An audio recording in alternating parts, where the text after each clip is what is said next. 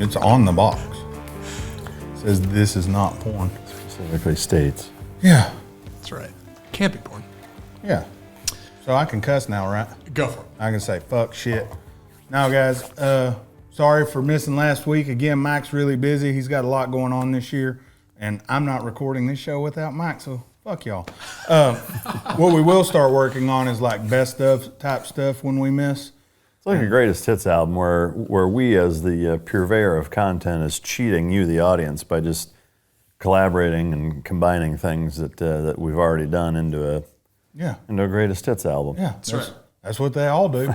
It's an old radio trick, man. Best ofs are on all the time. Yes. Yeah, you start listening like Howard Stern or something, and you're like, God, I've heard this shit before, and then it's best of. Yeah. Man, fuck you, Howard. And I've heard this too, but that's what we're gonna do. Yeah, we're gonna flip it. Our mainstay in Dallas, Russ Martin, man, he used to run best ofs all the time. People had no idea their old bits. Yep. Yeah. For sure. Well, one thing that we'll also be able to bring some reviews and other bike and car content like we did this last week. So we'll try to at least get something out every Wednesday. Mm-hmm. Yeah. That's what we've been doing is a little bit of something. It's working out pretty good. But hey, speaking of last week, the Porsche Cayenne is officially gone, huh? It is, and the replacement is in, which that we'll be doing the review on that probably within a couple 100 miles after I get it broken in enough to do a review on it. It'll be coming soon now. All right. Very, very happy with it so far. Nice. I do want to say, since you got it, that I was thinking about this last night. You're a dick. Is that right? Yeah, it's like taking someone to a whorehouse and be like, you can look at any one of these motherfuckers out here. You just can't do anything with Can't them. do shit with them. Don't even touch them. don't even touch them motherfuckers.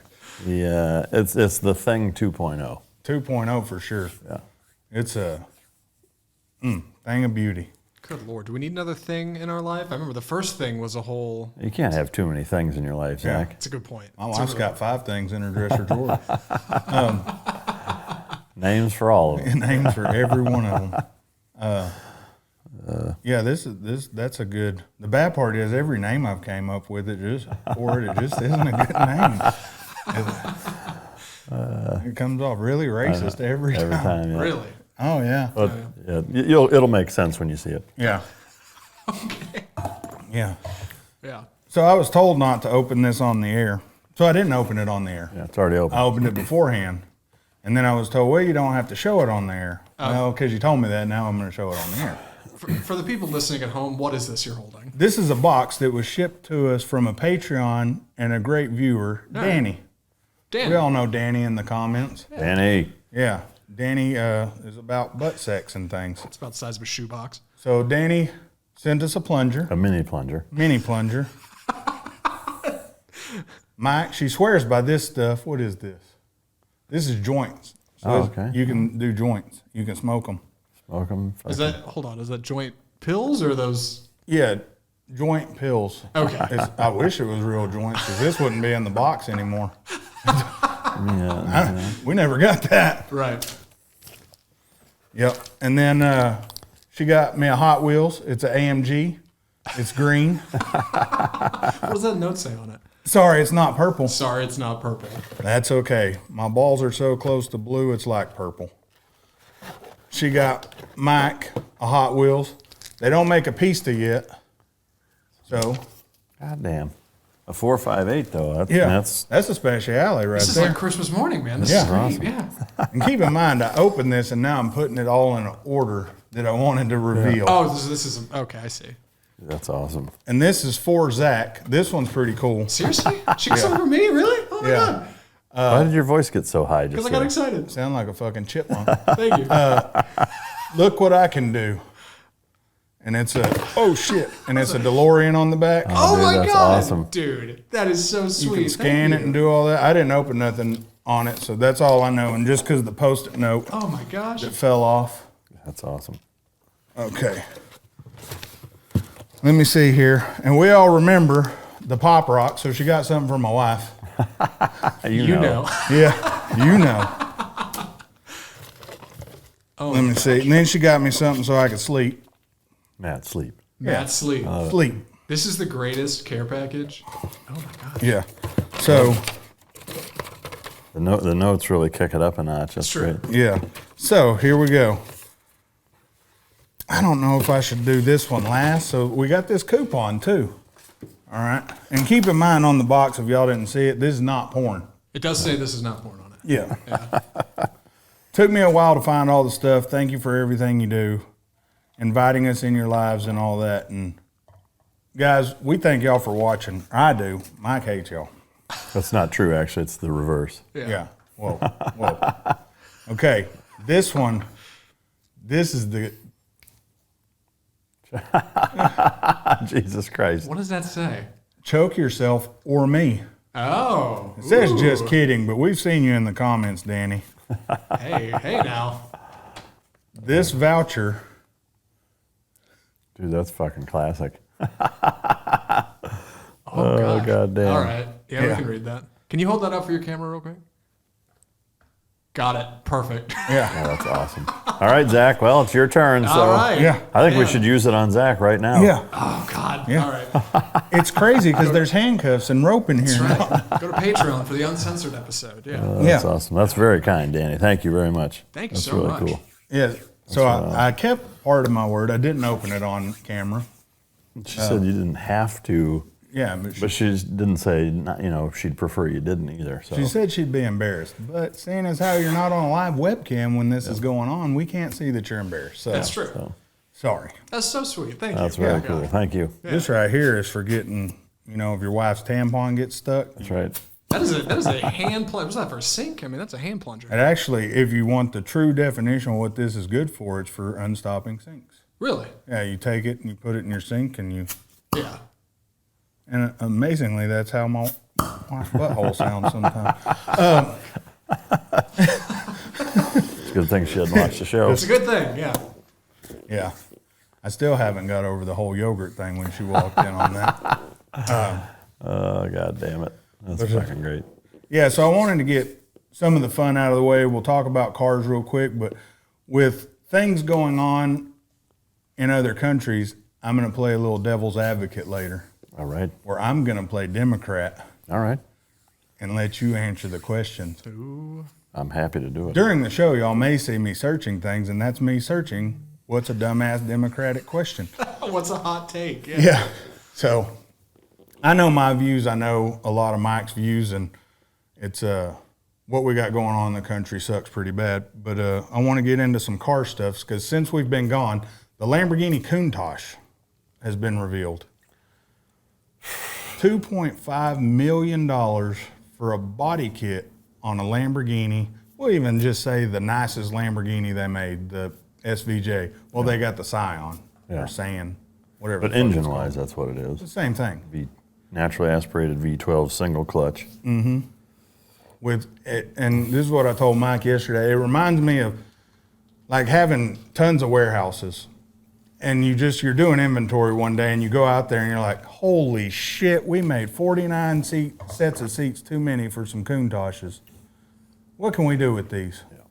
Let's go sell an Aventador with oh shit, there's some body kits we had left over too. Let's slap all this shit on and we'll make it $2.5 million starting price. Just call it a Countach. I mean, to me, I'm pretty disappointed in Lamborghini with it, honestly. I mean, it seems like kind of a cheap fucking ploy because it's a hypercar price and nowhere near hypercar performance.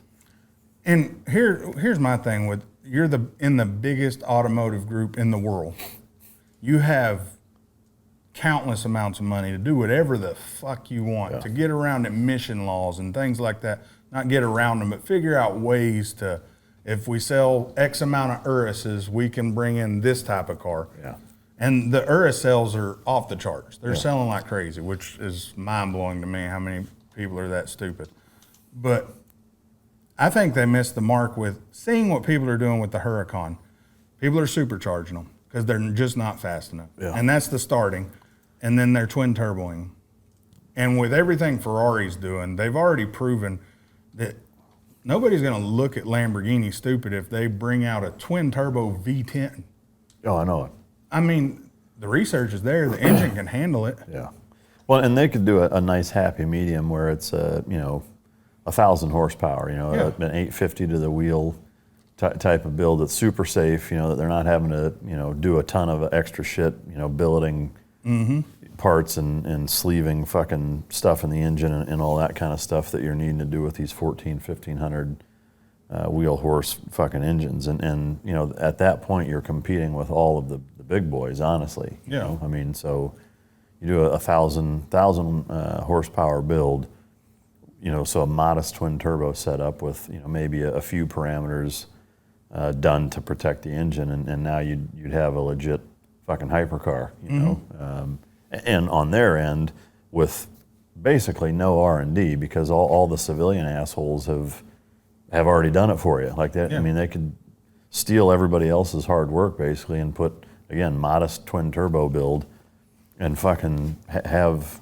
all of the best of everything, really. And I mean, I don't know what the fuck they were thinking. Yeah, it's a total loss of what they could have done with their engineering and their know-how. Yeah. You would have had a dual clutch setup, a V10. You could have even put it in an Aventador body. Yeah. And it would have been great, because we know you can do a dual clutch. Yeah. You did it in a Huracan. Yeah. Your entry-level freaking car is a dual clutch. Your mega car is a single clutch. And now, it's for the thrill. Bitch, ain't nothing thrilling about a single clutch throwing you back. If I want that, I'll just get a stick. I know it. You know? Yeah. And I can even drive that smoother. Yeah. But to me, they just missed the mark. I mean, and how many people would have been like, oh shit, a twin turbo V10 Aventador. Okay, cool, they went away from the V12, but they made up the power. They gave us a dual clutch. And you could have even called it something else, a Hurador, or whatever the fuck kind of weird name y'all want to make up.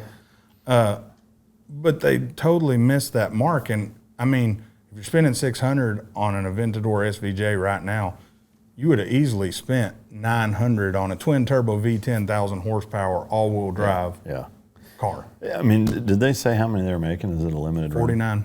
Oh, that's it. Yeah. I mean, I guess in that regard, I get that, and that, you know, that car is for the guy that's my age or maybe a little, or our age or a little older, that, you know, had the poster of a Countach on his fucking wall and now is a billionaire and would buy it just as a collector piece. Yeah. From that aspect, I guess I get it. And only making 49, they'll probably sell them all. Yeah. You know, so, you know, from that standpoint, I mean, business-wise, I guess maybe it is a good move. I mean, they're where they're at. Like, we're not in charge of Lamborghini That's for true. a reason. Yeah. You know, I mean. We could get a call after this, though. You might. They were like, hey, we were thinking, and we were missing something in the boardroom. Shit, and we agree, so you're hired.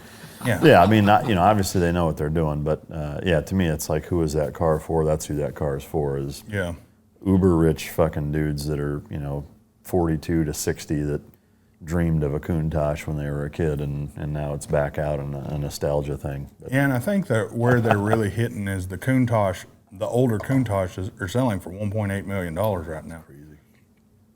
Old technology, but they're still really cool cars. Yeah. Ferrari, the 296 is coming out. Great car. Looks like a Ford GT mixed with a fucking... I've said that. It looks like a Ford GT and a SF90 just went to fucking... Yeah. And they came out with the 296. And Ferrari won the custody battle. Yeah. We're keeping it. It's the classic Ford versus Ferrari argument all over again. It is. It's a weird mix. And I just... The SF90 has grown on me a lot. I mean, I thought it was a good-looking car when it first came out. It's just, you know, comparing it to the Pista or the 458 or the 488 GTB, it's not as not even aggressive. It just doesn't pop. It doesn't stand out as much. But now, having seen them in person and seen a few different color specs on them, it's a gorgeous fucking car. The 296, I'd have to see one. The coolest one I saw was that one you sent me. Where was that, Dubai or something like that? That the guy was videoing around. Doing the walk around. It was at least okay. That's a good looking car. It wasn't like, what the fuck. For an entry level supercar. Yeah. I think. Yeah, and for the performance, I mean, it's a good car. The engine looks like shit. I don't know what the fuck they were thinking on the aesthetics of the engine, because it's, you know, in plain sight there with the open bay, you know, fucking glass hatch, and it's like this weird, not even brushed nickel look. Like I mean, it looks like some shit that, like, when you pull ceiling panels off and you see like old ass ductwork Yeah. Like that's what it looks like. It's like, what the fuck? This looks terrible. And Ferrari's known for their engine bay. Yeah, I mean, Ferrari and Lamborghini for that. Yeah, I mean, like any of their engines. I mean, obviously I'm biased with but seeing a full carbon piston engine, like, I mean, that thing is a work of fucking art. I mean, even if you don't know a fucking thing about cars, you look at that and you're like, holy shit. Mm-hmm. Like, it just looks nice, I mean, you have one in the garage, and we went yesterday to pick a car up, and we both walked past the piece, and we're like, holy shit, and we're looking at the same shit that's in your garage. Yeah. Like, holy fuck, this is nice. In a warehouse filled with $500,000 supercars, I mean, there's hundreds of them, and you walk by that, and you're like, God damn, look at that thing. Mm-hmm. Yeah, it's crazy. I mean, again, I agree. I'd like to see it in person, but I don't know that I would buy one. With what you have, I know I wouldn't. I would not swap the Pista for the 296. No fucking way. There's only one thing I see you swapping the Pista for right now. The SF90. Yeah. And after seeing the one we saw at the last event we went to together, it was that was a good spec. No, for sure it is. I mean, I'd still probably go with either the light silver or the Grigio Silverstone, like in the Pista, because that's my favorite color. I love silver cars. I mean, whether it's Mercedes, BMW. I mean, Mercedes and BMW do silver, I think, probably better than anybody. I mean, that Donington gray and then the matte fucking silver that AMG used to come out in some cases are. I mean, to me, that's just the best looking fucking paint job I've ever seen. I fucking love it. I'd love to sneak my wife's car off in matte PPF that Donington. Probably wouldn't even notice. She wouldn't. Well, especially where I got the thing 2.0 done. Like when we reveal it, I'll definitely give them a shout out on that. The work they did on that was fucking spectacular. Yeah, absolutely spectacular. And everybody over there was really, really cool. I mean, every time we've been in there, they've been good to us. So. They're good to you. I've never been a customer. I just walk up in that bitch. I'm like over there, here, coffee, sir? Yeah. So that's pretty cool. Then other car news, Mercedes, 2022 will have no V8 shipped to the United States. Not by choice. No. Well, I'm sure they could have made it happen. I'm sure it was a business decision, and that what it would take to bring it in maybe would be too much to make it worth doing, maybe, or maybe that's totally out of their hands. I don't know, but that's to me that's a big fucking deal. Mm-hmm. I mean, from an auto manufacturer standpoint, I think internationally that's a big deal for a company of that size. For logistically and resource-wise, shortages being significant enough for them to not offer the flagship engine that they've offered for decades. They're not going to be able to offer it. I mean, that's a lot, But is this like a regulation thing? Like what's... They didn't sell enough cars to meet admissions in the United States for, I think it was 2019 and 2020. So basically they were penalized with they can't bring any V8s here till they sell more V6s, 4 cylinders, electric cars. Well, what that sets the precedent to do is later on, say that really hurts their production on the V8 totally, the V8 could go away, as the United States right now is the biggest purchaser of Mercedes V8s. Right. Suddenly there's much less demand for V8 engines from Mercedes because they're not supposed to be... Okay. Right. And the beauty of, a lot of people don't know this, but when you get a high-performance truck, like the TRX, there's no gas guzzler tax. Oh, shit. Yeah, none at all. If you get an SUV with a V8, like the RSQ8, with its horsepower rating, actually should have had gas guzzler tax. There's not one on SUVs. Anything that can actually have a tow rating does not get a gas guzzler tax. Huh. That's everywhere or just That's here? in the United States. Oh. Yeah. Huh. So Americans actually found that loophole when they did the Trackhawks, and there was something else they did. And then because, I guess they didn't find it. They noticed that, hold up, that Mercedes over there's not got a gas guzzler tax on it. Why? And then they went to reading and they found it out. So you can buy high performance stuff like the new car I'll be getting, no gas guzzler tax. Yeah. But if you take that same engine, you throw it in a car, gas guzzler tax. That's fucking wild. And what's crazy is the gas guzzler tax is dependent on horsepower, the 0 to 60 and more into the smog stuff. It's not just EPA mileage? Mm-mm. Really? No, so there's like a Hellcat and a Red Eye have two, like the normal Hellcat and a Red Eye have two different gas guzzler taxes. Yeah, so it's wild. And what's crazy is, so there's cars such as Thing 2.0 that can smoke some of these cars with gas guzzler taxes. Get 22 miles to the gallon. And has no gas guzzler tax. Yeah. Huh. So, I mean, our technology is there to still have enjoyable cars that are fast, that meet emissions. We know that. We're just not doing it. Yeah. When we should be mixing it in. Oh, I agree. And the Volkswagen Group, I think, does it better than most at figuring it out, because they'll put a V6 out that's just badass, kicking ass, and then they'll put a V8 version out too that's not much better, but it's got a higher price tag on it. Yeah. And then people get to looking, well, shit, I can just tune this V6, outrun this V8. There's not enough tuning to make this better than the V6. Yeah. And that's just smart. Or you get knuckleheads like us, fuck that, I want the V8. Yeah. You know, and it is what it is. Yeah. I mean, to me, what makes sense long term is the hybrid, the performance hybrid technology that you see in the 296 and the SF90 and the McLaren Arturo and starting with the Porsche 918 Spyder. I think all of those are good examples of the best of both. Is that, you know, I'm not 100% anti-electric, but I'm 100% anti 100% electric. You know, I just don't. I don't think that that's a smart call. Not just because I prefer, from an experience standpoint, the combustion engine. It's, you know, long term is that I don't think you should depend on and switch your entire fleet of vehicles over to only electric, because a lot of things can happen where electric's not an option. Mm-hmm.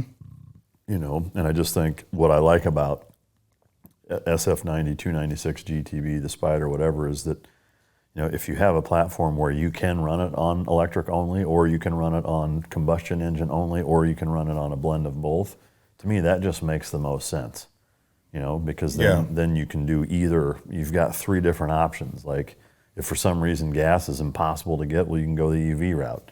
You know, if electricity shits the bed, you can still use your car. Or, you know, if best case scenario, both are still working, use them in conjunction and have an incredibly hypercharged performance fucking monster. You know, I mean, so to me, those blends make sense. I mean, I think that we're all going all electric as soon as possible. Like, is a classic knee-jerk overcorrection reaction to, you know, an emotional decision based off of, you know, the media feeding fear of climate change, and I think it's a mistake. Mm-hmm. One that could severely bite us in the ass. Oh, we're going to see. Again, we've talked about over and over, beating a dead horse is the recycle factor of the lithium batteries over time. And you're right, it's going to bite us in the ass. Zach, before I get Mike going crazy, do you have any questions? Any questions for just this week before we get going on? Well, yeah, you had other questions last week too. Yeah, I do actually. Give me just a minute. Normally I pull these up at the end of the show. Yeah, I wanted to know. I think I already know the answer to this. Are either of you a TV in the bedroom guy? Yes. Yeah. You both are? Yeah. Mm-hmm. Seriously, I didn't think either of you would do that. I really didn't. Yeah. You know, from a sleep hygiene standpoint, it's a bad idea. I will say that for me, like, I get to a point, like, you know, again, this is just for me, I do like to wind the day down watching TV. I don't watch a lot of it. I don't spend, you know, from 5 p.m. to 10 p.m. watching it. But for the last, you know, hour and a half before I go to sleep, or before I go to bed, I do like to just relax on the couch and watch, you know, whether it's news or something on fucking Netflix or Prime or whatever. But I also get to a point where I'm on the couch where, like, I know I still need to get ready for bed, you know, and floss and brush and fucking, you know, do all of my nightly routine that kind of wakes me up a little bit. So a lot of times I like to get ready for bed a little earlier and then do the watching TV in bed, so that, you know, when I'm tired, then I just roll the fuck over and go to sleep instead of having to get up and go do all the bullshit, let the dogs out, all that fucking crap. So yeah, that's why I like having one in the bedroom. But that actually makes a lot of sense. Matt, you go for it too? That way I don't have to talk to anybody in the bedroom. I was going to say, that obviously significant others, they're all cool with this. This has never been a hang-up. We watch, I can't, and I've learned this is probably due to the type of sleeping I get when I do it, but if I watch any kind of crazy movie, like an action movie, any kind of scary movies, or anything with some action, thrillers, things like that. I don't sleep worth a shit porn. But if you watch something like laid back comedies, things like that, I can't watch the news because that just pissed me off before bed. Right. Be talking about, fuck, it's going to rain tomorrow. And just be mad as hell, not even want to wake up. Yeah. That damn weather, yeah, it'll sneak up on you. Yeah, I'm a big fan of watching an episode or two of The Office before I go to bed. Yeah. Nice. It's just mindless fucking entertainment that is funny. And, even though I've seen every episode multiple times, like, there's enough seasons to where it's still fucking hilarious. You know? Yeah. And I just love that show. There's what is it, 6 Underground?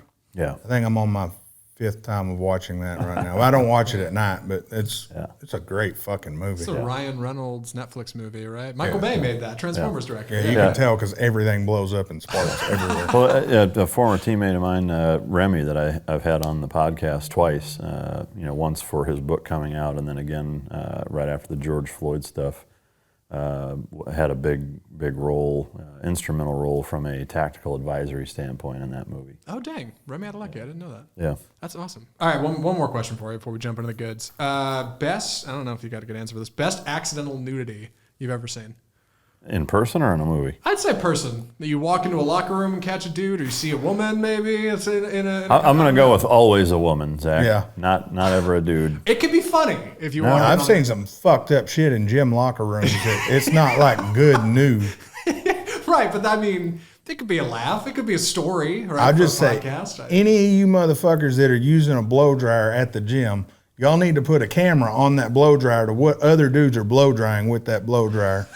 I walked into one of the nicest gyms around here, and we were becoming members, and I just had to use the bathroom. So I'm walking back to piss, and there's this old dude, blow dryer all up on his sack, drying the shit out of it. I'm like, Ain't nothing wrong with that. oh, hell no. So I came up behind and sprayed some Aquanet in the back, and he burned all his shit off. Yeah, motherfucker. My God. I know it's a far reach, but I'm curious if you have any memorable stories outside of the gym, like. Let me think. Military? You never just saw anybody doing anything? I don't know. Well, I mean, so here's the thing. I mean, in the military, in terms of nudity, like it's every day, multiple times. Like nobody gives a fuck. I mean, I'd say as far as that goes, probably I've got a couple of stories for you that come to mind.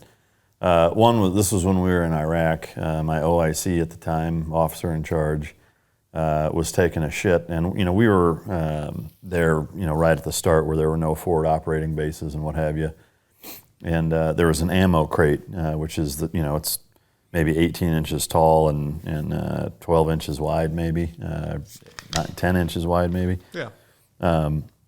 We would use that like we would dig a small hole and then set that over top of it so you could sit at a normal sitting angle while you were shitting into the ground or whatever. And he was lazy about going very far away, so like we walked around a Humvee and he was sitting right there, ass facing us, wiping his ass after he had shit in this crate. So I mean, it's like not just mooning somebody. I mean, it's like you're bent over, like you're purposefully rotating your hips to open your asshole up enough to wipe it, and that's what we walked into, is just his fucking chocolate starfish winking at us right there.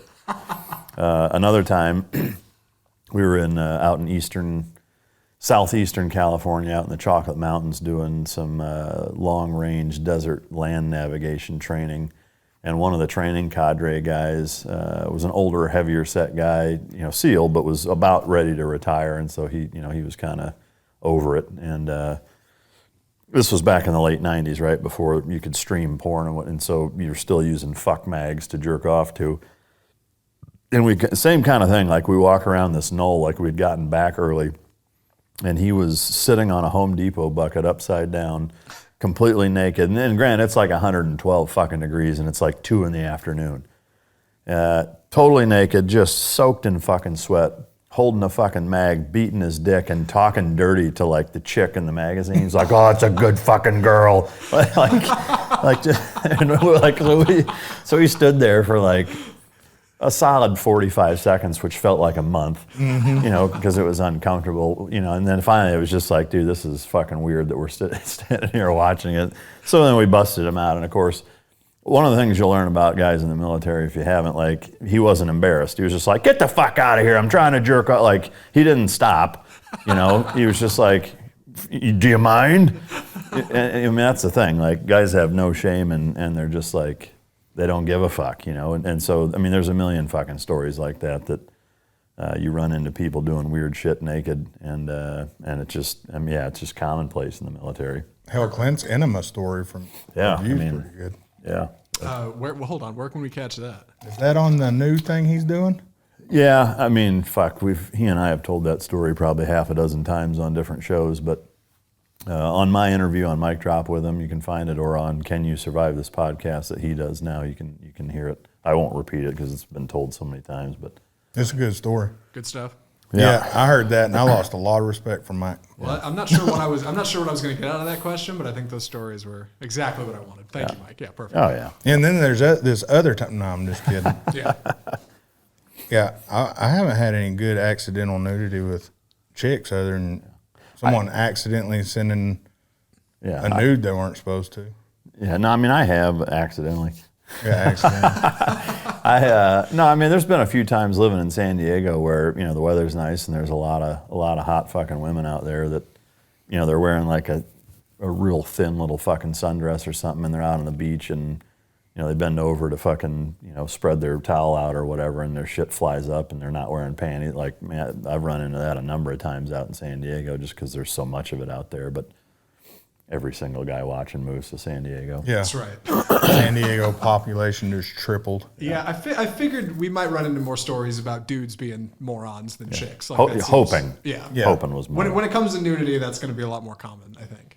I think the best text I've ever got from you, though, was the time you text me, "Hey, dude, did that just come in?" Oh, yeah. What the fuck you talking about, dude? Oh, Christ. Yeah. What came in? It was a car picture. Oh. Yeah, it was a car picture. Yeah, all right. Okay, so let's talk about the end of the world. Let's talk about it. I didn't see that coming. I figured we wouldn't talk about it. The end of the world? I mean, just, you know, generally speaking. We're going to talk about the British. We'll talk about Indonesia. Yeah. All right.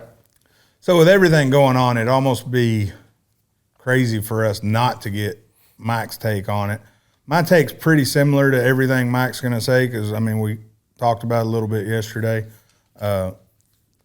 It's the stuff going on in Afghanistan. You all knew we had to hit on it. It's just kind of wild how stupid our government is right now. And I'm going to kind of play devil's advocate when we're doing this. So, guys, some of the shit I'm saying isn't my beliefs, but what's said.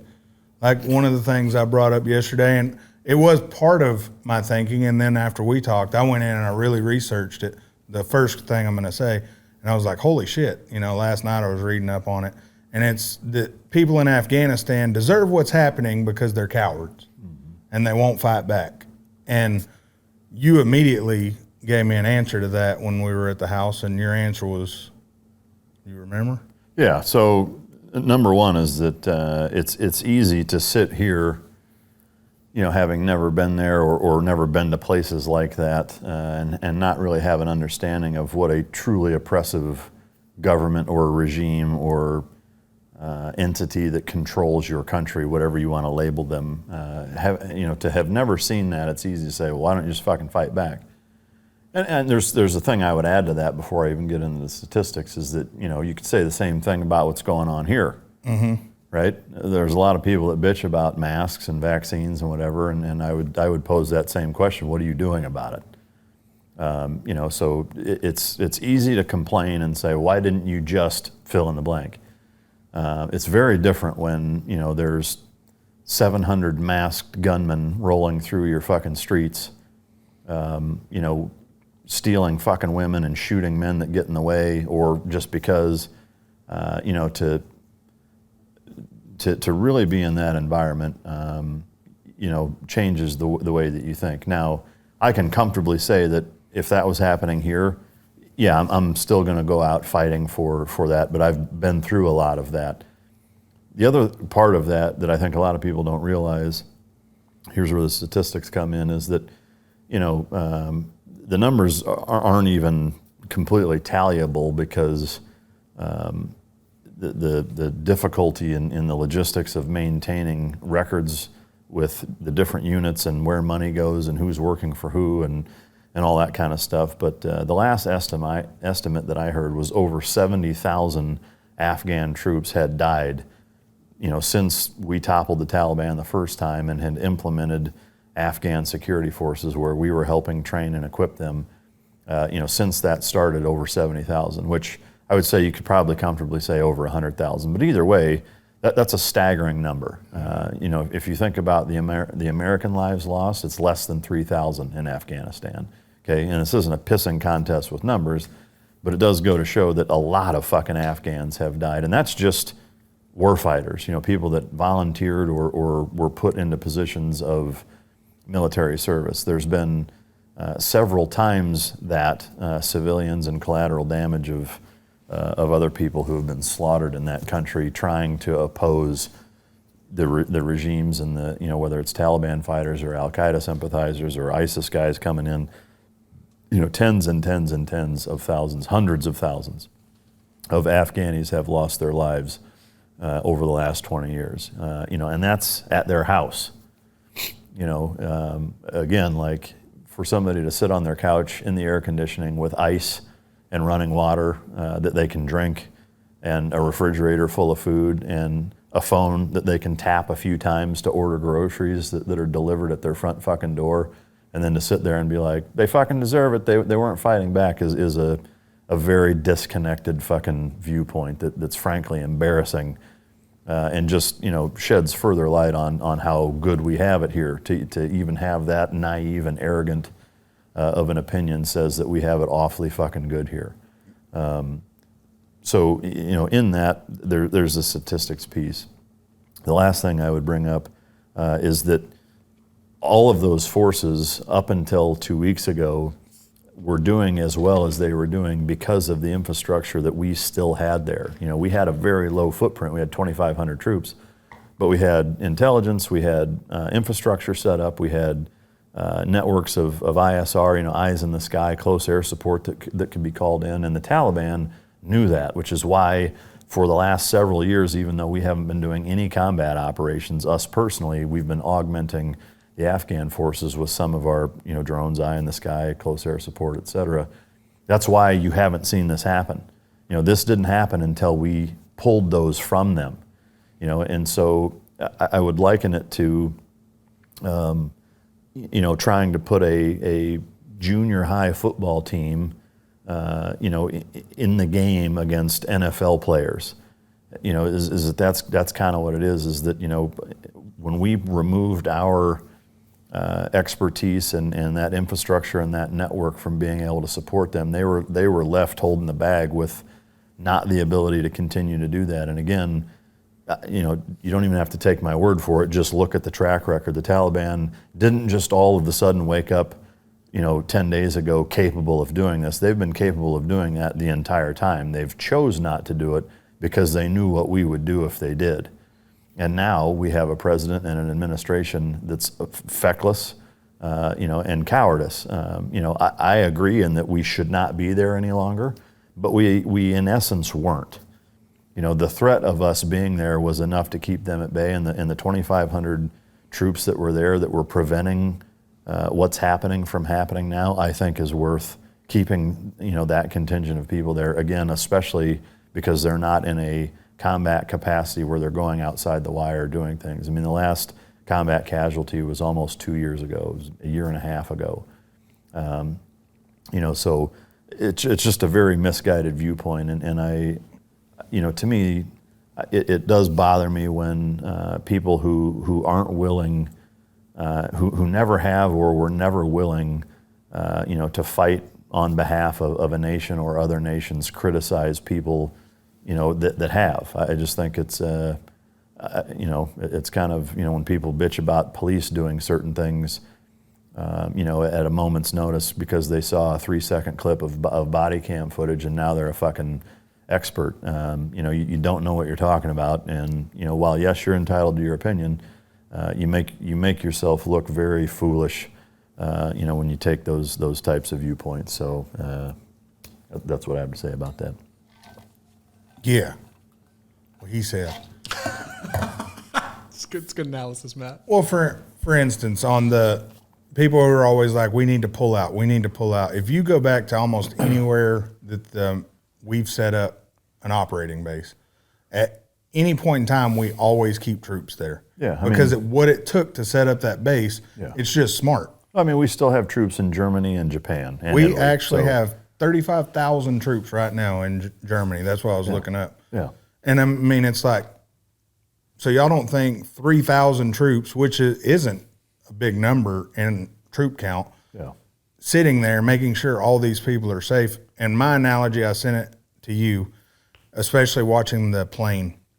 And this may come off to some of y'all fucked up, but I remember watching the towers and watching our people not want to die by fire, so they're jumping out of the towers.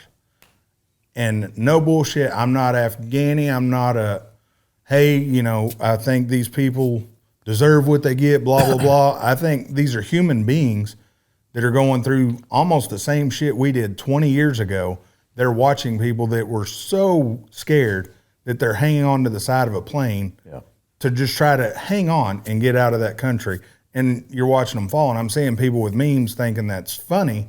And to me, that's not funny at all. It's no different than jumping out of the window to not burn. Yeah, no, that's nothing to joke about. And it also makes me think, for the people that talk about how racist and evil and oppressive the United States is, I would ask you to watch that and ask yourself, do you still really feel that way? And if the answer is yes, first of all, fucking choke yourself. And second of all, give me your explanation as to how you reconcile that given seeing something like that. When people are willing to hang on to a fucking airplane knowing full well that they're not going to make the trip over here, but they're willing to at least chance that to come here, right? This oppressive, evil, racist fucking society that we live in, are willing to do that to avoid where they're at. That tells you a lot. And I would ask, when was the last time anybody who claims that this country is so bad, would you be willing to hang on to a fucking airplane going somewhere else? I doubt it, because you could hop on a fucking airplane and you're not doing it. So it can't be that fucking bad. Is it perfect? No. Is there always room for growth? Of course. But some of the perspectives that people take on what our country is and isn't is embarrassing. Mm-hmm. One of the things that I think is important too, in that kind of same vein, is that, Trump had said, hey, we're done in Afghanistan. This is fucking, we're tired of it. We're leaving. And again, there's plenty of mistakes that he made as well. But I will give him credit in that, he drew forces down to 2,500, which is, there's way more troops in Bahrain and Qatar and UAE. All over the fucking place. For that matter, that North Africa and the Horn of Africa, we have more troops there than that. That most people don't even realize that's the case. But he set it up so that you could draw it down to the most bare minimum numbers possible and still maintain what we had done there. And that's the key component, is that when you pull all that away and it just disappears, that sets up a whole nother set of circumstances that I don't think people realize. Obviously nation building is not what we should be doing, but we had set this country up to at least be operating where people could vote, women could go to school, they could walk around outside without burqas. Women are being shot right now in the face for not covering themselves. And it is our fault. Yes, it was that way before, but we went in and set up shop to avoid that happening and had accomplished that. And so to pull everything out the way that they did, and some of the excuses they made, saying like, oh, we planned for this. You couldn't have planned for that. The fact that you're sending 6,000-7,000 more troops in after the fact, again, it's like the emperor's clothes story. It's like you can't possibly expect anybody to believe that you planned for something but had to send people back there. Like, if you had planned for this happening, you would not have shut down fucking Kandahar or Bagram. Like, why would you have shut those places down now to only have to re-secure a civilian airport, which is harder to secure, which is, Comair, it's one runway versus two. Like none of that makes any fucking sense. And the fact that either they're that stupid that they believe their own bullshit, or they think that we're that stupid, I think is equally troubling. But there are so many examples like that of things that if you truly expected that to happen the way that it happened, you would not do the things that you would do. I mean, it's psychotic to think that you would do those things. And the people that are in the positions to advise the president, of course, know better. If I know better, if every fucking troop that's ever done anything like that knows better, even people who haven't served just have a lick of goddamn common sense, can look at that and be like, well, why did you shut this down then? There's too many fucking questions that are impossible to answer given that excuse for why things went the way that they did. On top of the fact that a month ago, I think it was July 7th, Biden gave a press conference saying that this would not happen, right? I mean, that wasn't 3 years ago. That was a month. It was last month that you said, there won't be evacuations via helicopter from the embassy.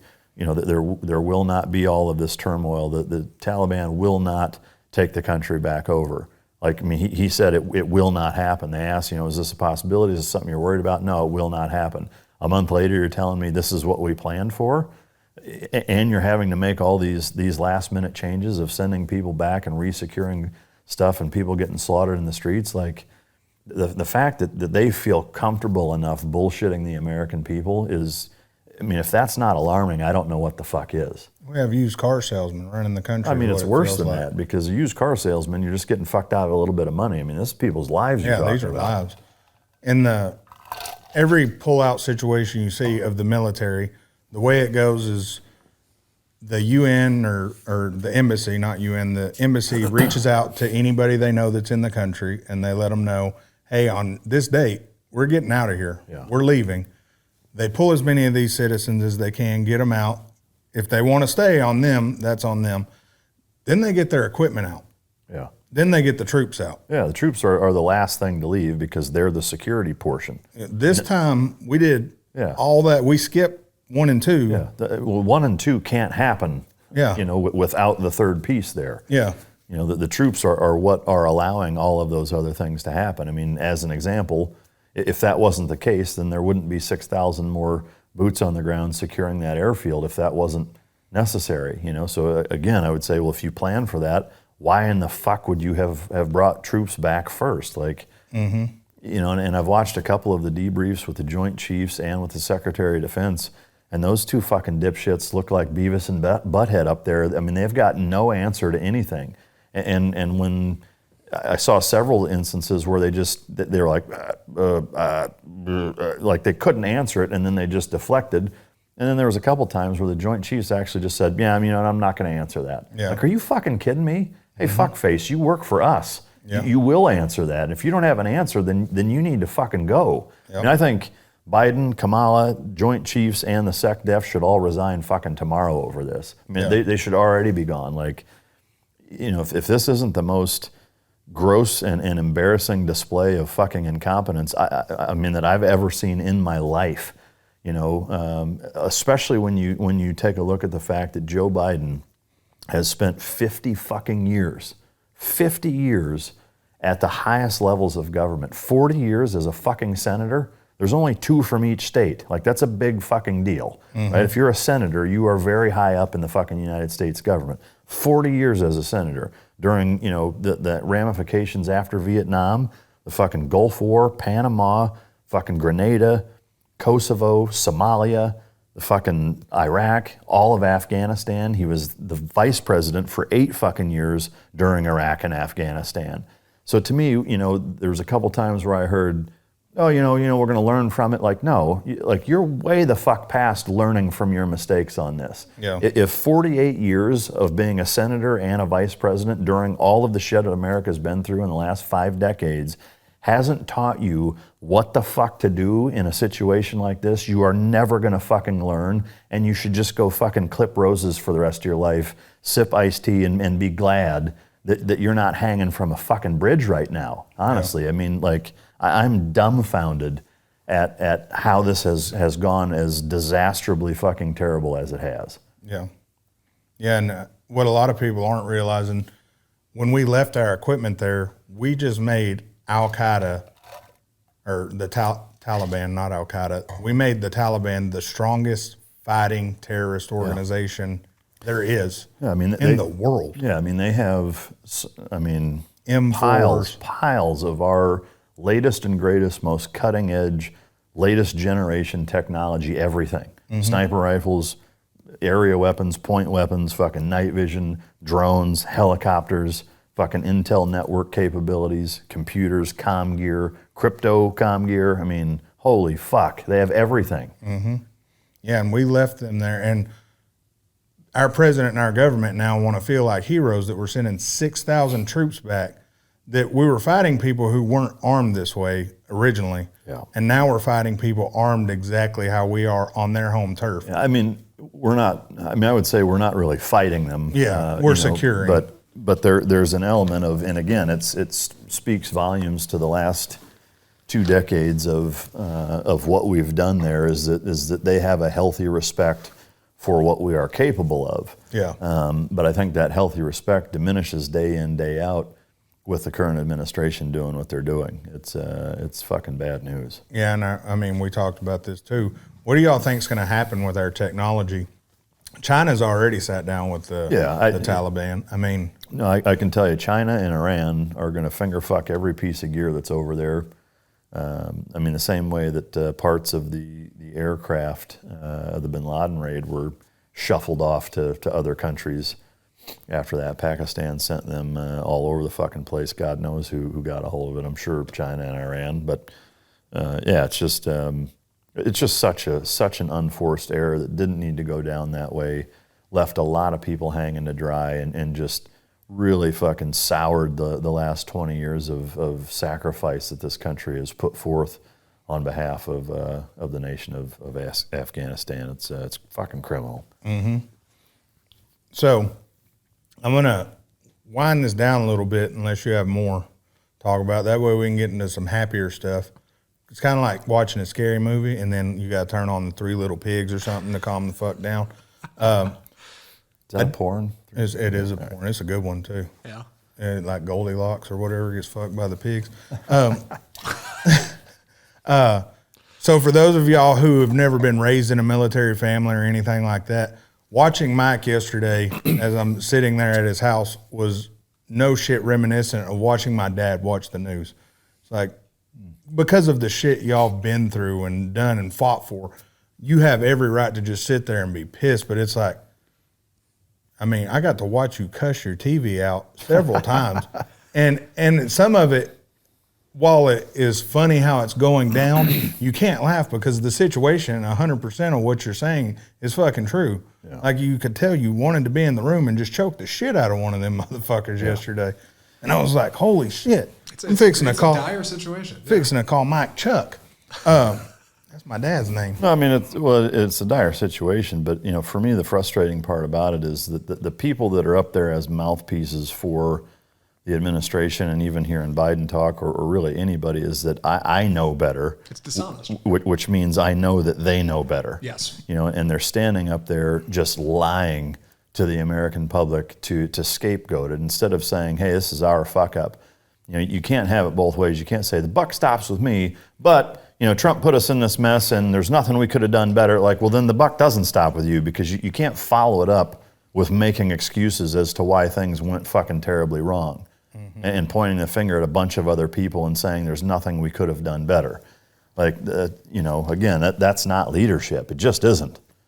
And unfortunately, our society, our country has placed such a level of importance and gang mentality on politics to where, people just aren't willing to fucking own up to when they fuck up, because they don't want the other side to get a win, and it's ruining this country. I mean, it really is. And now I know the one piece of solace that I extract from all of that is that I do know that it really has always been this way. I mean, there's stories and recollections of back, George Washington and everybody since him, their political opponents lying about shit and doing things to make them look bad. And, that this is nothing new. I mean, it's human nature for that matter. You can go back to, the Grecian times of the Spartan warrior era where there were politics mixing with the military and it being a bad combination and politicians fucking over the military. It's accurately depicted in the movie 300 actually, where the council's bribed and they're trying to fuck over the military. I mean that's nothing new. It's been happening for millennia. It will continue to happen, unfortunately. But to me, like, I feel a sense of responsibility to at least voice my fucking opinion on it, because again, I know better, and I know they know better. And if we as a veteran community can try to hold them accountable, I think it's worth doing. Mm-hmm. And y'all fought for that right, 100%. And that's what I noticed yesterday, watching anybody who's been a part of the military, and even some of the guys that follow on Instagram, Facebook, and all that, are ex-military, and you guys went and fought your asses off, lost friends and shit that became family, and then to watch it all just get turned back around. Yeah. And it's like sitting there on a smaller scale, promising your child, hey, if you do this for so many years, I'm going to get you a car. You do this, I'm going to get you a car. And then that time to get the cars there, nope. Yeah. We out. Well, yeah, I mean, it's going to make anything that happens in the future harder. Mm-hmm. Because wherever you go, you're going to be reliant on, networks, sources, interpreters, translators, drivers, liaisons, of whatever that host nation is, and they're going to be far less likely to trust that we're going to do what we say we're going to do. It's going to put more troops in harm's way in every conflict subsequent to this one. There is one more thing I do want to touch on, because I do think it's important, and then we can move on. But a lot of people ask, do you think it was, was it a waste then? Was it worth doing what we did, et cetera? I do still think that, and not make people who have lost loved ones. I mean, I have, some of my closest friends that have died in Afghanistan, a lot of them actually. Some of the best men that I'll ever know, fought and died in that fucking country. Do I think that was in vain? No, I don't. And again, not just to make myself feel better about them losing their lives and making that ultimate sacrifice, is that I do think it's important to think of it from this perspective, is that, for 21 years we prevented another 9/11 from happening. That never happened, since then. That's number one. That's a big fucking deal. Number two, and from a long-term standpoint, even more importantly, is that the Taliban, Al-Qaeda, ISIS, any insurgent group in that region, and frankly, any anti-American, entity anywhere in the world, knows with absolutely zero hesitation that if you attack America in that regard or in that capacity here at home, civilian interests where thousands of people lose their lives, that way, that we as a nation will come over there and spend as long as we need to hold accountable the group of people that did that, and we did. And there's no question worldwide that if you come here and fuck with us, we're going to come there and we're going to wreck fucking shop for 2 decades if necessary. So, again, those two things are hard to kind of quantify or put any figures on, but they're very, very important components of our time that we spent there and the sacrifice. It was not for nothing. Even the country going completely back to the way that it was, and now arguably even more capable, there's still that notion. And you're seeing it take place right now. Like the Taliban, it could be 1,000 times worse than it is. I mean, mm-hmm. they could be fucking slaughtering every American if they wanted to, and they're not. There's a reason they're not. And if you think that it's because they want to be recognized as a legitimate entity internationally, that's a crock of shit. They don't give a fuck what anybody thinks about them. They respect power and violence, and that's it.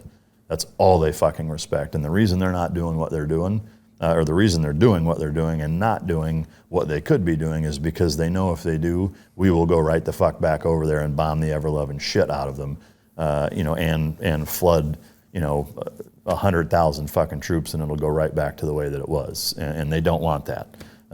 So take some solace in that for those that are losing their minds watching the news. Yeah. Yeah. Exactly. Well said, guys. Yeah, I figured we had to touch on it. I mean, it wouldn't be us to not talk about somewhat current event, even though it will be a week old by the time y'all see it. Yeah. Well, Zach's going to push this one out tomorrow, he said. Yeah. So. Yeah. Did I say that? Shit.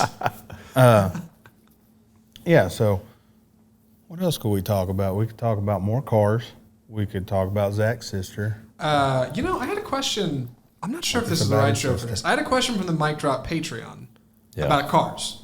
So I thought, well, this is Uninfluenced. I know it's the Mic Drop Patreon. It's a different show, but it's a car thing. So I thought if we talk about it here, I can clip it and send it to the patron. So Yeah. okay. Yeah, all right. So I don't know if you got any hot takes on this. Here it is.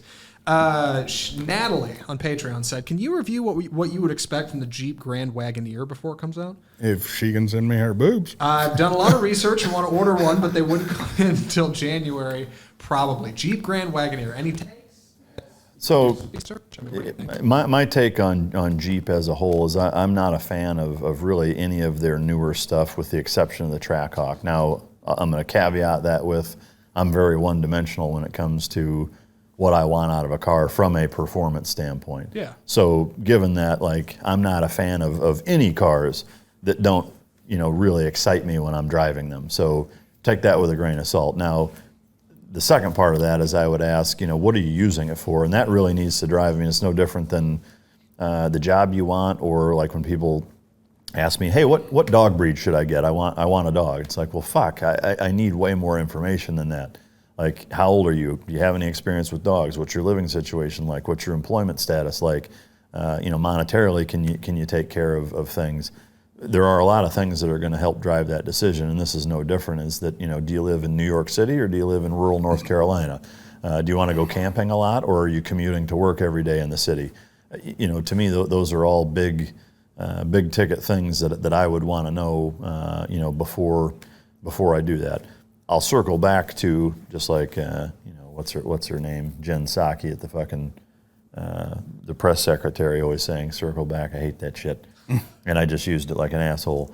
But I will say, coming back to my original point, though, I'm not a fan of Jeeps, generally speaking, with the exception of the Trackhawk. Everything I've seen them come out with, I was not crazy about, but that's my take. To review one, we'd have to get one, so maybe Matt and his infinite connections with car dealerships around here that he has can maybe pull one off for us to fuck with. I don't know. I can get that. I can make that happen once they're here. January, Natalie says. All right, hey, that's great. Perfect. I'll clip this to her. Yeah, now send me your breasts. Oh. I mean, it's a big bitch. I'm reading the specs on it. Tows 10,000 pounds. It's basically a Tahoe or a Suburban. Yeah. It's going to have horrible fuel economy. Well, what are we talking about? They won't even rate it. Ooh, okay. If that tells It's you probably anything. sub 10. Motor Trend or anybody won't rate it yet. Oof. So it was supposed to be out already. I do know that. It's got 2 optional engines. I'm betting there will be a third to help with better fuel economy. But it's got the 5.7 or it's got the 392, the 6.4 in it. The 5.7 actually has 392 horsepower. The 392 more than likely is going to have right at 450 to 520. 8-seater. It's a big bitch. It's hideous. What's the... Okay, hold on. What's the utility of a Jeep over like a truck? Just for fun, right? I mean, if you're going to need to move shit, no, I mean, like a... well, the thing to keep in mind is that Jeep is a brand. Yes. That they don't just make the CJ7 looking Jeep. They make SUVs. They make weird half truck looking things. So it depends on the model. But like to your question, yes, I mean the standard Jeep is kind of a hybrid between a truck and a fucking off-road side-by-side. Like they're more capable than a regular pickup truck off-road wise, maybe not quite as capable as like a Polaris Ranger or something like that. But most people use them for off-roading, rock crawling, shit like that. They'll put lifts on them and big tires and and tweak the engine and shit and make it into a really, really capable off-road rock crawling fucking monster. All the rest of them, the SUVs, the kind of normal cars, I mean, it's the same shit as any other car company, honestly, is that it's just a different brand, a different flavor, that some people prefer and that it suits well and some people not. But were you guys using a lot of Jeeps on deployment, or are those Humvees now? No, so it depends on where we were at. I mean, when we first went into Iraq, we had the Desert Patrol vehicles, which were garbage. I mean, they're basically like fucking go-karts with knobby tires on them. I mean, they weren't worth a shit. They'd get stuck really bad. Yeah, it's a fucking behemoth. I mean, it looks like a Lincoln Navigator to me. But so to your question, like just looking at it, I'd probably go with a Navigator because it's an established monstrous SUV over something brand new coming out from Jeep that's kind of competing against it. But in Afghanistan, they were using the Toyota Hilux, which is like a 4-cylinder Cummins diesel Tacoma. It's a great fucking vehicle. Yeah. They used the shit out of those. And then I'd say, predominantly over the last decade plus, it's been a lot of the Polaris Ranger, the Razors, the side-by-sides that are really fast, super off-road capable. Wow. You can add a lot of shit to them, guns and rockets, and make them very tactically fucking savvy. And they really kind of kick the shit out of everything because those things can go places that no regular vehicle can go by quite a bit. And, those Razors, those things will do 100 miles an hour, so those things are legit. And Polaris makes these? Yeah, the Ranger Razor, it's called. Y'all had those over there? Yeah. Damn. That's why you don't want to get a Razor nowadays. You go do hood rat shit. Well, you already did it. Well, I actually rolled one after I'd yeah. gotten out. A couple years after I got out, I was teaching a police dog course, helping teach a police dog course with a couple other guys in West Virginia. And we tore it up in these like plowed hay fields with the Polaris Ranger Razors after hours or whatever, and I rolled one of them and broke my collarbone and tore my left bicep tendon, and I don't know how it didn't kill me, honestly. Like, it should have. I rolled it 3.5 times, didn't have my seatbelt on, threw me out of the fucking thing, then rolled over on me another 1.5 times. My foot got caught in the steering wheel before it did the final 1.5 roll over. So, again, I don't know how I got out with just the injuries that I did, but it was fucking terrible. You told that story 2 or 3 episodes ago, right? Yeah. Mm-hmm. Injuries and tattoos. Yeah, why don't you get kidnapped and get some new fucking stories? Yeah. We should get you remember kidnapped. that time? Yeah, I remember the fucking time. Yeah. That's the Chris Rock skit. Yeah. Ever tell you about the time? Yeah, you told me about the time. You should go get kidnapped, get some new stories. Yeah. Kid Rock. I almost said Kid Rock. Chris Rock's pretty funny. My wife was watching that Bachelor in Paradise shit yesterday, and they got David Spade as the host now because the other dude got shit canned. Because David Spade's more politically correct? So this chick walks in, and she's like, hey, what's up, Dave Chappelle? She's like, this bitch. I saw that clip this morning. She comes in and calls him Dave, and he's like, wow, Dave, all right, we're just going to be casual. And then in the interview, she's like, it's Dave Chappelle. I don't believe it. Yeah. Holy shit. Completely clueless. Dumb bitch. Yeah. Truly doesn't see color. Yeah. Yeah. That was racist, Zach. Come on now. Anti-racist. Thank you. So here's a story. Here's a question. What's the most trouble we've ever got in growing up? I think I've already told mine when me and my brother were running the nicotine market. The nicotine market? So my dad was very strict that kids shouldn't have sugar. Yeah. Right. And so me and my brother used to go to Eckerd's. All grocery stores back then kept all tobacco on the aisles. So me and my brother just would grab it, take it, and sell it at church and school. Reappropriate it. Yeah. But we'd be polite and at least go back to Eckerd's and spend the money out there and get sweets. That's right. Stimulate that Eckerd's economy. Yeah. And if you think about it, for what we were selling the tobacco for, I'm pretty sure we were giving them back more than they were going to get anyways, even with the sweets. So them people were assholes. But my stepmom caught us, and my dad took us to jail and made us apologize for it. Took us to jail. Yeah. Like, just for like a scared straight kind of thing? Now, that's what he thought. What did you think? That shit looked fun to me. I was like, let's hang out, And You mean I don't have to have a job or pay rent? This is great. Yeah, they wanted us out of there pretty quick. We were being rowdy. Then the only other trouble I got in is when I busted my other brother's head on the radiator in Germany. Germany? Yeah, my mom's yelling at me for doing it because his head's all split open. She's all taking it all bad while we wait on the ambulance.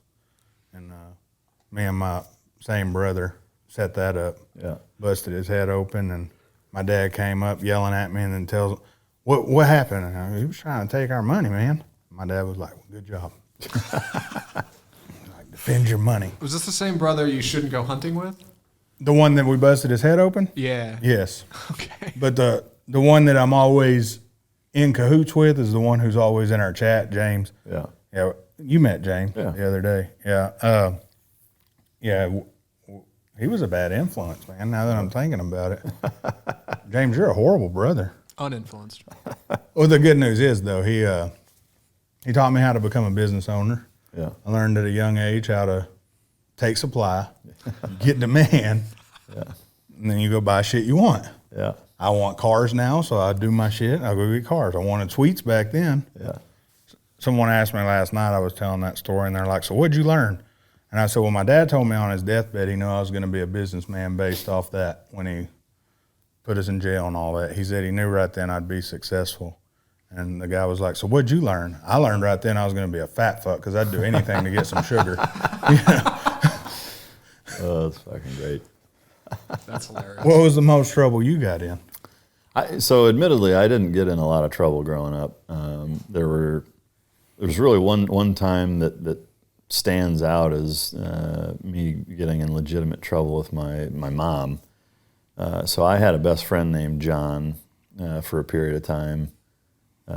Early on, this was like in elementary school.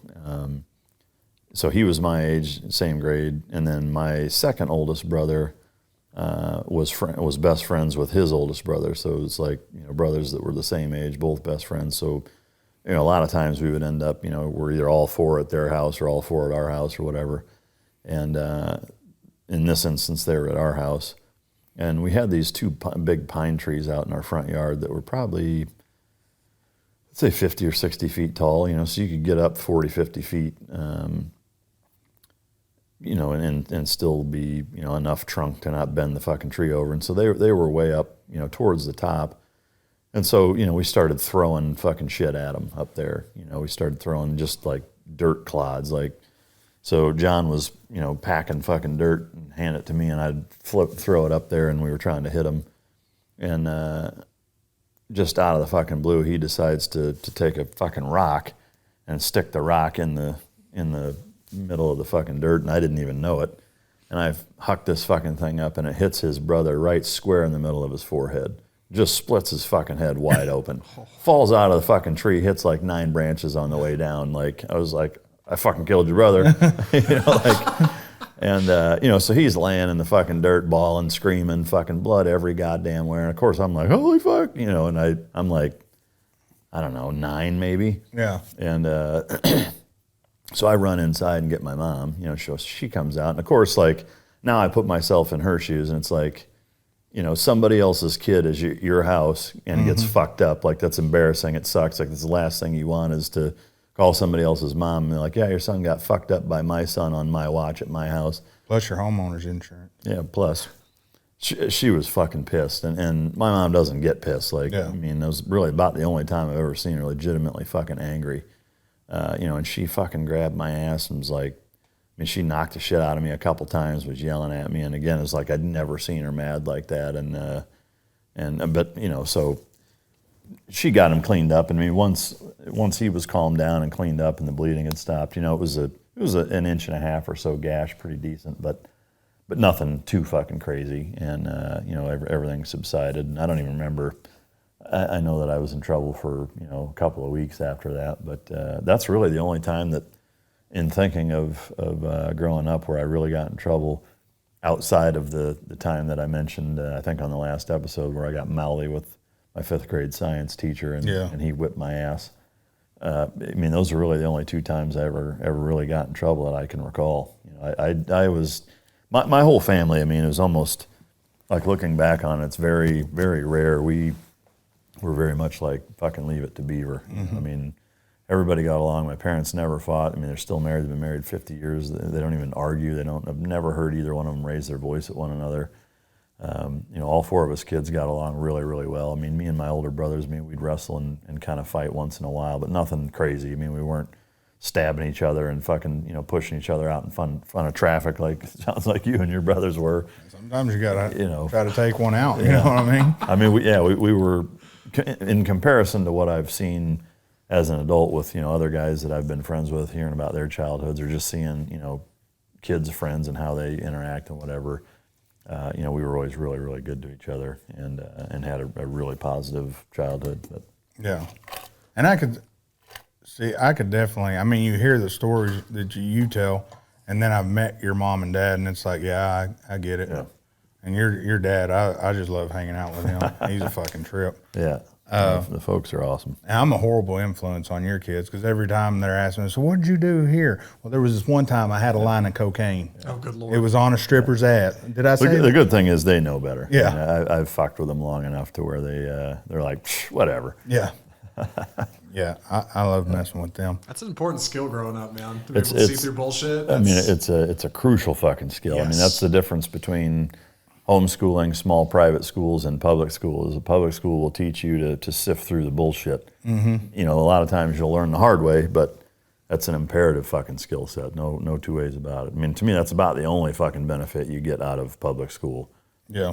But one that I think is worth going there. But. Yeah. Critical thinking, very important. Yeah. Common sense is more important when you get older. That people just don't understand. You learn a lot of that. And like, am I going to get beat up at lunch?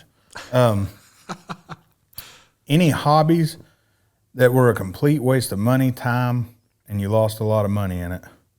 I mean, it's hard to argue cars don't fill that bill, you know. But for me, the enjoyment I get out of it makes it worth 10x. You know, I mean, is this growing up or just in general? Just in general.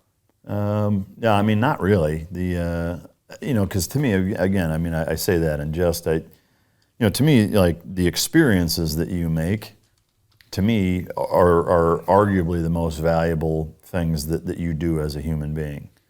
You know, and I've talked about this. You know, we go to car meets and we've talked about this. You know, guys that don't put any miles on a car. You know, they buy a $500,000 fucking car and then it sits in their garage and they baby it. You know, they wipe it down every fucking chance they get it. You know, it's just, and they don't drive it. Now, you know, playing devil's advocate, like if that's what gets you off and you enjoy that more than driving it, then well, fuck, so be it. I mean, to me, that's weird. I mean, a car is an object that's meant to be used, so I don't understand the not using it part. But for me, it's like I look at it very simply: is that should I make it to 98 years old, sitting on my fucking deathbed, knowing that I've got a couple of weeks left? Like I want to be able to spend that time reflecting on not. You remember that fucking $3,000 that I didn't lose by not driving the car that I had sitting in my garage? There's that, A, or B. You remember that time we ran from the fucking cops and, while I was getting roadhead on fucking George Bush and it was awesome? I don't want I want to say the latter. Yeah. And to me, like, is that necessary? No. Is it a waste of money? Probably. Is it dangerous? Yes. But is it fun? Fucking A, it is. Mm-hmm. And to me, that's what life is about. It's about building a collection of experiences that mean something, that not just you can look back on, but the people that remember you will remember you for. And to me, any of the things that I've done that didn't have a monetary value to them in terms of it being an investment or putting it back into business or saving for a college fund or fucking whatever, are things that I enjoyed doing and that I wanted to do and just said, fuck it, I'm going to do it and loved every second of it. So to me, that's not a waste. That's just how I view it. Yeah, for anything we've lost money in cars, I would say we've caught back up in enjoyment 100%. Oh, absolutely. Absolutely. Yeah. Even if you look at it as, well, I know what not to do next time or what I don't like or whatever, there's still value in that. But yeah, every car that I've had, every bike that I've had, I got enjoyment out of getting to know it, driving. And even if I decided this isn't for me, I don't like it, I still enjoyed the process of trying it out, just trying something new. But yeah, that's how I was when I went to county. I was like, I've never been to county. Hang out. Mine's the same way. It's cars. I've been in cars since I was 17 years old. I started building cars for car shows, things like that. So I've never got a car thinking, if I do all this to it, I'm gonna make a lot of money. It just so happens lately I've done pretty good with the cars I've got. Yeah. But for the most part, you go into them. Almost every daily driver I have a lose money in. Yeah. Almost every one of them. I don't think of one right now that I can say, I did okay on that one. Yeah. I don't regret any of them. Yeah. Even cars that you kind of, if you look at what you bought them for versus what you sell, that even if you make money or sell it for more than what you bought it for, or break even, or don't lose much. Like, you still have to take into account, just like with houses, is it, what was your monthly payment? What was insurance? Yeah. What did you pay on gas? You know, like, you almost can't fucking make money on a car, with very, very rare exceptions. You know, there's some that you do way worse on than others. And so one where you kind of break even or don't lose very much, you feel like, I didn't do too bad on that one, but that's not the point. Yeah. You know, like, anybody who's buying vehicles, I've said this before, as an investment is a shitty investment. I don't care if it's $20,000 or $2.5 million, is that if you take that amount of money and put it into something else that's much more high yield, you're going to do way better than you're ever going to do in a car. And if it's just sitting in your garage, what's the fucking point? Yeah. So, you know, again, if that's what does it for you, reevaluate your life. Get out there and drive that fucking thing. Yeah, quit being a pussy. Yeah, because last time we drove together, not counting yesterday, we drove the shit out of those cars. Yeah, the way that they were meant to be fucking driven. Like, so bad that it was called reckless. by certain folks. I drove the shit out of that AMG. Maybe even irresponsible? No. Okay. No, and here's why I wasn't irresponsible, because nothing happened. Yeah. Right? It's true.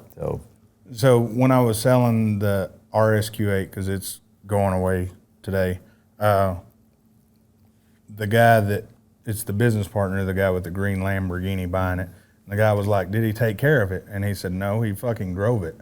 And he said, what do you mean? He said, well, they build cars. He said, like my Lamborghini. They're built to be driven. He said, if I'm buying a used car, I'd buy it from this motherfucker because I know he drove it like it was supposed to be driven. Well, which tells you that if it dealt with that, then it's a good car. Yeah, and if it's going to break, it would have already broke. I'd already broke that motherfucker. Oh, absolutely. I mean, I do kind of what you're doing right now. Even with the BMW, I don't think I hammered it till... Yeah, so we haven't had our first tank of gas in it the day we were in it. Fuck, I mean, that's a popular topic. We might as well bring that up. The break-in period, whether it's a car or motorcycle, I mean, really any engine. You know, there's a million fucking trains of thought out there. My take, and I'd say we pretty much agree, is that put a tank of gas through it easy. You know, and especially the first few times that you start it and drive it, get it completely warmed up for, you know, an extended period of time, 15, 20 minutes, and then let it cool all the way down. Do that a minimum of 3 times, and then the rest of the tank, just drive it normal. You know, don't redline it, don't have it up at fucking 6,500, you know, for extended periods of time, or hammering on it really hard. Just drive it sensibly, like you're just normal driving around town. And then once that first tank of gas, or a few hundred miles, at that point, every fucking thing in the engine and in the car that moves has moved a few 100,000 times. You know, so to me, like, for people, it's like, oh, you got to put 2,500 miles on it without, like, dude, no. I can tell you with a lot of cars, with most cars of that level, they stress test the engine after it's built before they put it in the car. You know, they hook it up, you know, they move the engine in, they hook it up where it needs to be hooked up, and then they redline it for fucking 90 seconds and make sure that everything's working right, you know. That's you know, the very first time it's functioning, it's redlined for 90 seconds, everything it has, you know. So, again, even with that, I don't think it makes sense to, you know, when 3 miles are on it and it's cold, to hammer the shit out of it. I mean, I can tell you, even in the pista, I don't hammer that car until it's up at running temperature, i.e., you know, 190 on the transmission and at least that on the oil, for several minutes, not just, okay, it's up to that level, now I'm going to hammer it. Once it gets up to that and it's cycling, you know, 10, 12 degrees up and down and going through that heating and cooling fucking mechanism that it does, I let it do that for several minutes once it's at temp before I really start driving it hard. And I think that makes sense with any car, no matter how many miles are on it. Yeah. You know, but for that initial break-in, that's what I'm doing with the thing 2.0, is I've got like 106 miles on it. You know, by Sunday I'll have, you know, probably close to 1,000 on it. But he's not wrong. That dude put some miles on a car. Shit, so does my wife. She hadn't even had that thing a month, and so I do love the one thing BMW does that I don't think any other manufacturer out there does. I know Mercedes don't do it anymore. They used to on the AMGs.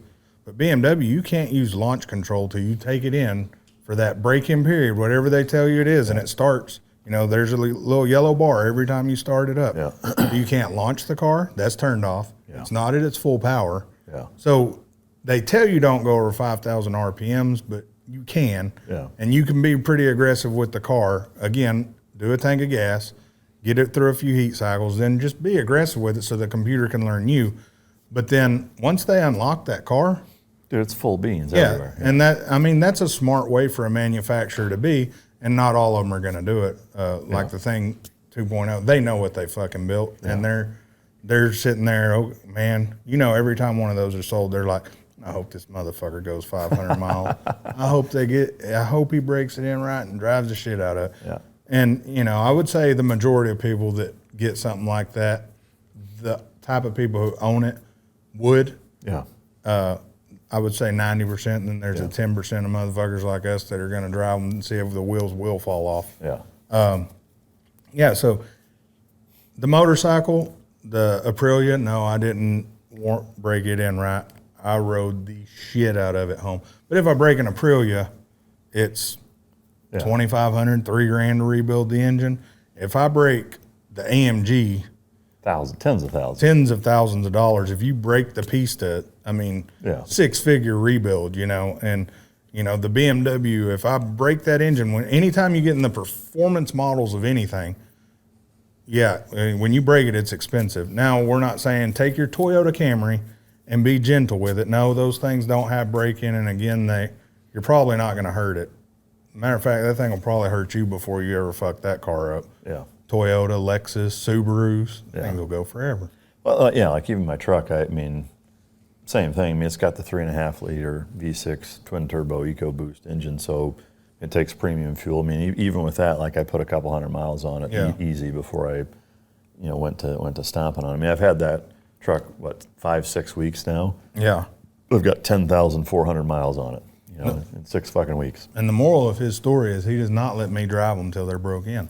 That's not true. I'm just kidding. I was the first to drive the new one. Yeah, he drove it before I drove it. I didn't even seen the fucking thing, and he drove it. Yeah. And if you watch the cameras, I backed it up, let it warm up, and I'm doing things on the car. Put it through its paces, Yeah, and then launch controlled it out the driveway. I had no clue I could jump your neighbor's tree. That's right. Just you got to take care of your investments, but have fun with them, But break it in. Even my wife breaks her shit in, or I break her shit in.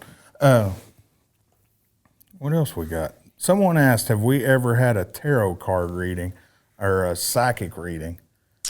Would we have a psychic on the show? I have. I've had a tarot card reading once. An individual that was doing something on me, we'll just say media-wise, did it because they were good at that and had it done. It was interesting, to say the least. There was definitely an element of things that I think, kind of like with horoscopes, is that you can be just vague enough to where it could apply, but with just sprinkles of specificity that make it think it's like, well, fuck, that is me. Yeah. I think they do a good job at that. Do I think that it's total bullshit? No, not necessarily. Do I think that it's, totally fucking readable and then what have you? Not really either. It's probably somewhere in the middle. Maybe there's something to it, maybe not. I honestly, I don't know. Yeah. I will say that there were enough things that was like, that's specific enough to where I was like, how the fuck, would you have any idea about that? Now, take that with a grain of salt, is that you can also find out an awful lot about me. Yeah. More so than just your average person, at the risk of sounding like an arrogant prick. The fact is that if you Google my name, you can find out a lot of shit about me that you can't find out about most people. So I have that as a disadvantage in that regard, and that, if somebody, knows who I am and says, hey, I'm going to do a tarot card reading, it would be a lot easier for them to manufacture things that maybe would be more difficult for, somebody that doesn't have as much bullshit out there on them as other people. But. Matt, have you ever had one? No. I've had a couple. Were they right? Did you find it the same way? Yes and no. So I definitely don't believe in like the mysticism of like the spirits or anything, but I do kind of believe in the idea of like manifesting something you want. Like if I get a fortune cookie that says, hey, tomorrow you're going to have a little luck. And then the next day, I don't know, I have a little good fortune come my way. Obviously the fortune cookie did not cause that. But maybe me reading that and thinking about it a little bit, and then later myself, I don't know, so a little subconscious manifestation of some fortune. Okay, sure. Maybe that cause and effect led me to have some fortune in my life, but I don't think tarot cards are particularly accurate. Zach, fortune cookies are real. Well, that's, I mean, I think that's what I'm saying. That's a bad example because I wouldn't doubt that. And they're delicious. Yeah. And my wife won't eat fortune cookies. What? If I went to a tarot card reading and I walked in and they're like, hey, can I get your name? Bitch, you should have known that. All right, now come on. Hold on. No, that's a psychic. Right. Tarot card's more based off. Mysticism. Yeah. Witchcraft. Yeah. The occult. No, there's something to it. There's a lot of people who believe, a lot of cultures that believe that stuff's real. Yeah. And, from what they practice, a lot of people have deja vu. I mean, them weird dreams to where shit's happened. Yeah. I mean, same with reincarnation. Like there are enough kids, that at 2.5, 3 years old, just as they're learning to talk, say things that like, even if their parents tried to prep them, couldn't get them to do that, where they're talking very specific things about like plane crashes in World War II and shit. We're just like, what the fuck? Yeah, there's been a few cases where a kid came back and he's telling a story. I think he was 5 or 6, and he's telling a story about a war, and he got killed in the war. And he was like, I was shot right here, and the kid's birthmark was a through and through, through the heart or some shit, front and back. And it's like, holy shit. Yeah, it's wild. Yeah, I mean, shit's wild. But shit, I think we're about done. I was gonna say, I know one of us has something going on just an hour or so we should probably. And I gotta piss. So guys, make sure check us out on Stitcher. We're on Stitcher now. We're on Stitcher. Yeah, we're on Stitcher now. Do you know Mind Drops on Stitcher? I don't even know what the fuck. I don't even know what it is. Stitcher just got bought out by SiriusXM. That's right. I mean, I've heard the term. I don't know shit about it. It's just like Spotify. Yeah, it's like a smaller iTunes or Google Play. Like if you just want to get your podcast somewhere a little different, you can go to Stitcher. Yeah. So any platform, and that's our goal, is to make sure any platform you go to listen, we're going to be on. Who bought it? Huh? Who bought it? SiriusXM. Last month, I think. Yeah. $325 million or some shit. And Joe Rogan got more than that. No, I'm just kidding. Yeah, so check us out. Mike's got some new episodes coming out. A bunch of shit going on with Mike. More car reviews coming. Bike reviews. We still got to do the comparison between. Waiting on the weather. Yeah, the weather's been shit here. Yeah. The Aprilia RSV4 factory versus the RSV4. Still got to do that. We have another bike nobody knows about, or you do, that need to review. A car. I have another car coming. I may be getting rid of a car, maybe getting another car. There's all kinds of shit going on. We just always have shit going on. And we do it for you guys. I mean, up until we started this podcast, we both drove beat-up Chevy trucks, 1984, and we were like, what can we do for the people? That's right. How can we give back? Yeah. It's not So, what we want. It's what you want. yeah. Check us out on Patreon, too, guys. We're getting better at posting shit. We do go in there, message, talk to you guys, and all that shit. So, that's it. Oh, and Bonfire. Links in the description for shirts. Peace, bitches.